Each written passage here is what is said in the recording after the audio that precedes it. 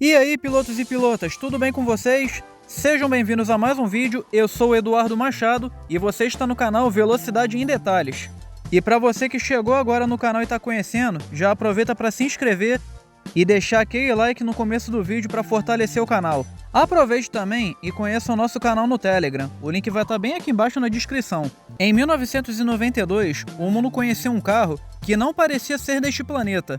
Um supercarro sem assistência eletrônica, com 3 assentos, câmbio manual e um motor V12 aspirado feito pela BMW. O nome dele? McLaren F1. Hoje você vai conhecer a história do carro que redefiniu o que é ser um supercarro e que mais de 30 anos depois ainda é lembrado como uma lenda viva.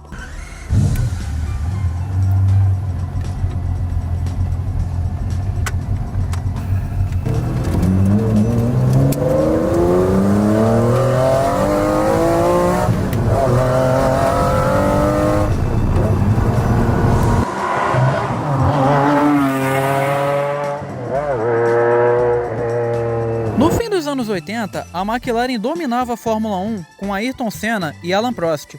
Mas um dos seus engenheiros mais visionários, Gordon Murray, queria algo ainda mais ousado: criar o melhor carro de rua do mundo. Em 1988, após um voo de retorno do GP da Itália, Murray compartilhou sua ideia com Ron Dennis. Nascia ali o projeto do McLaren F1. Em 1989, a McLaren Cars é fundada e seu objetivo era a criação de um supercarro que oferecesse uma experiência única ao motorista. A partir de 1991, Gordon Murray começou a desenvolver os primeiros esboços do F1. E durante esse período inicial, vários testes foram feitos no túnel de vento para ver qual design seria mais aerodinâmico. E junto disso, foram feitos testes para determinar qual seria a posição e o tamanho do radiador, admissão, pressão aerodinâmica positiva, refrigeração dos freios, entre vários outros componentes. Por fim, Gordon decidiu desenhar o carro. O F1 seria leve, simples e puro. Nada de tração integral, nem turbo, nem câmbio automatizado. O foco era o equilíbrio. Gordon Murray queria um motor que tivesse 600 mm de comprimento com todos os componentes e equipamentos montados e que tivesse o peso de até 240 kg e também tivesse a capacidade de produzir até 558 cavalos. Inicialmente, Murray entrou em contato com a Honda, mas infelizmente a fabricante japonesa não tinha interesse nenhum no projeto. Porém, a BMW demonstrou bastante interesse e, além de aceitar o desafio, ela superou as expectativas de Murray. O motor se tratava de um V12 naturalmente aspirado chamado de S70/2, que, embora tivesse 26 kg a mais que o pedido e tivesse a litragem de 6.1 em vez de 6.0, a surpresa estava em sua potência.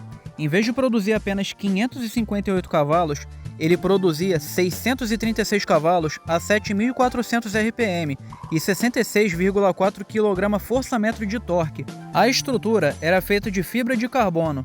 O carro usava titânio, magnésio, além de ouro 24 quilates no cofre do motor e em partes do sistema de escape. Essa escolha não era por extravagância, mas pelo fato de ser um excelente condutor térmico e ser muito útil no arrefecimento. Afinal, esse motor era uma verdadeira bomba de força. Com tudo isso, o carro pesava apenas 1.138 kg. O F1 também contava com um sistema de cárter seco. Isso evitava que a lubrificação do motor fosse comprometida caso o veículo estivesse em alguma curva mais acentuada ou de alta velocidade, ou em alguma frenagem mais bruta. Além disso, esse sistema permitia um posicionamento mais baixo do motor no chassi, rebaixando o centro de gravidade e otimizando a dirigibilidade. Sem falar que esse sistema permitia ter um controle melhor da temperatura do óleo e reduzia o risco de cavitação, protegendo o V12 mesmo estando em alta rotação. Com isso, ele podia passar dos 7.000 RPM com segurança. Todos esses detalhes mostravam o nível de obsessão de Gordon Murray e da BMW com a qualidade do projeto, já que esse tipo de solução era encontrada apenas em carros de corrida e que agora estava sendo trazida para as ruas com o McLaren F1. O McLaren F1 era diferente em tudo, a começar pelo cockpit. O motorista se sentava no centro, com 2 passageiros atrás, ligeiramente recuados, formando uma espécie de triângulo. Essa configuração não era apenas estética, era sobre equilíbrio de peso e experiência de condução. O motorista era o foco de tudo. O F1 podia ser usado como um carro do dia a dia, pois a sua suspensão era do tipo Double Wishbone, na dianteira e na traseira, com sistema pushrod e com amortecedores horizontais da Kone 7. Era uma suspensão bem macia. Sua carroceria era um monocoque rígido. Isso fazia o F1 ser extremamente veloz em retas e realizar curvas como um verdadeiro monoposto de Fórmula 1. Inicialmente, o carro custava 1 milhão de libras, devido ao altíssimo custo de sua produção. Isso fez com que a McLaren não conseguisse obter tanto lucro com as vendas, já que pouquíssimas pessoas podiam comprá-lo. Ao todo, foram feitas apenas 64 unidades, além de outras versões do modelo que abordaremos também nesse vídeo. Atualmente, uma unidade do F1 pode custar até 16 milhões de libras, já que se tornou um ícone de beleza e esportividade, e pelo fato de hoje em dia já não ser mais fabricado. Embora tivesse surgido nos anos 90, o F1 possuía um design muito à frente de seu tempo, e até hoje passa a impressão de ser um supercarro bastante atual, mesmo já tendo mais de 30 anos. Em 1998, com o piloto Andy Wallace ao volante e pneus especialmente desenvolvidos pela Michelin, o McLaren F1 atingiu 391 km/h, depois de um ajuste no limite de RPM, que agora estava ajustado para 7.800, a pedido do piloto. Mas devido a regras de recordes de velocidade, o recorde oficial é de 386,4 km/h, tornando o F1 o carro de produção mais rápido do mundo por mais de uma década. E tudo isso sem turbo, sem tração integral e sem câmbio automático. O 0 a 100 era feito em 3.2 segundos e o 0 a 160 em 6.3. Embora tivesse sido superado por outros modelos como o Koenigsegg CCR em 2005, que atingiu a velocidade de 395 km/h, e pelo Bugatti Veyron, atingindo 407, o F1 continua sendo o carro com motor naturalmente aspirado mais rápido do mundo. Apesar de ter sido criado como um carro de rua, o McLaren F1 acabou indo para as pistas com a versão F1 GTR. Em 1995, ele correu contra protótipos mais rápidos, vencendo as 24 horas de Le Mans, logo em sua estreia. Durante a corrida, uma forte chuva veio sobre o circuito de La Sarthe, fazendo com que os protótipos abandonassem a corrida, já que a maioria não possuía teto. Com isso, o F1 GTR, que já liderava na categoria GT1, assumiu a liderança geral e levou a corrida até o final. A confiabilidade, o desempenho e a aerodinâmica improvisada conseguiram surpreender o mundo. Ao longo dos anos, poucas variações do McLaren F1 foram feitas. No total, apenas 106 unidades foram produzidas entre 1992 e 1998. Foram 64 F1s de rua, 5 protótipos XP, 28 F1 GTR de corrida, 2 F1 GT Longtail e uma versão rara do F1 LM chamada de XP1 LM. Entre essas versões, 3 merecem destaque. Para começar, temos o F1 LM, que foi criado para homenagear a vitória em Le Mans. Ele pesava menos e tinha ainda mais downforce e motor recalibrado.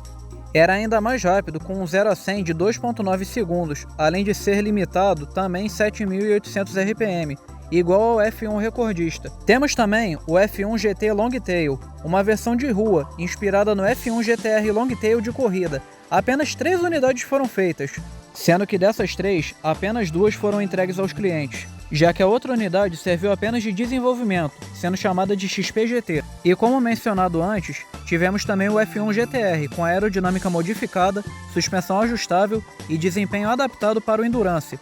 O GTR brilhou em campeonatos como o BPR Global GT Series, sendo pilotado até mesmo por Nelson Piquet, que também correu com o modelo nas 24 horas de Le Mans de 1996 e 1997, só que em 97, a versão que ele pilotou era a versão Longtail. Tanto a versão GTR comum quanto a versão Longtail tinha 608 cavalos.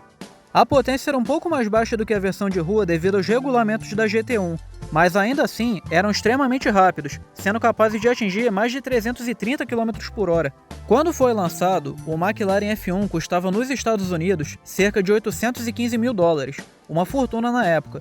Atualmente, uma unidade do F1 pode custar até 20 milhões de dólares, e em alguns casos, chegando até 30 milhões de dólares. O McLaren F1 foi mais do que um supercarro, foi um manifesto, um carro feito sem concessões, sem interferência de acionistas, sem modismos. Em uma era dominada pela eletrônica, ele mostrou que a pureza da engenharia e da pilotagem ainda podia ser suprema.